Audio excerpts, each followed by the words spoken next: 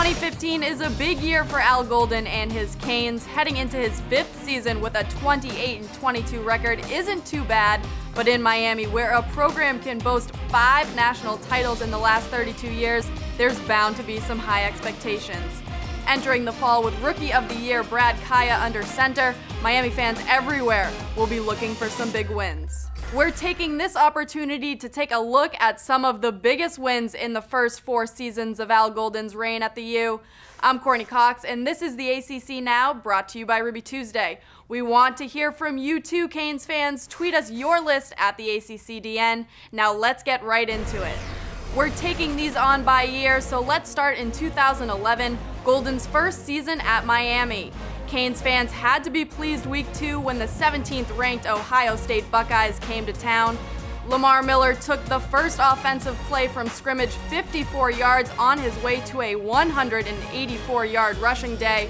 That run led to the first of 2 first-quarter touchdown passes from Ja'Cory Harris to Allen Hurns, and the route was on from there.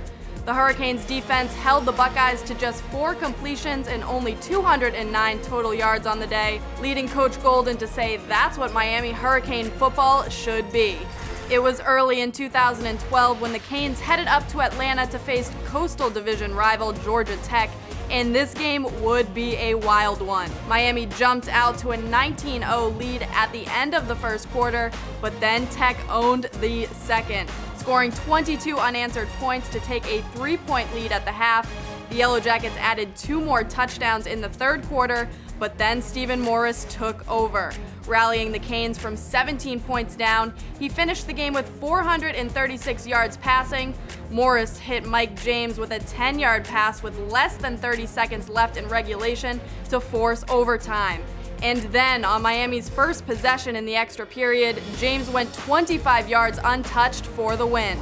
September 7th, 2013, the Gators were in town meeting a big rivalry game. At the end of the first quarter, the Canes were feeling good with Stephen Morris's 2 touchdown passes, and even better when Florida gave away the ball 4 times in the red zone. You might remember this name, Duke Johnson. He added a touchdown to give Miami a 21-9 lead, the Canes ultimately beating number 12 Florida 21-16. And speaking of Duke Johnson, our 4th and final game, October of 2014 at Virginia Tech, Johnson all day. He ran for almost 250 yards, scored 2 touchdowns, and those 2 scores were only in the first half. He came back in the second half and made Tech fans shake at the sound of his name. The defense took the ball away from Tech on its first 3 possessions, leading to a 30-6 victory. The game had Hokies head coach Frank Beamer saying, "I thought that was one of the better running backs, maybe the best that we've ever tried to tackle." And that's coming from Mr. Beamer Ball himself.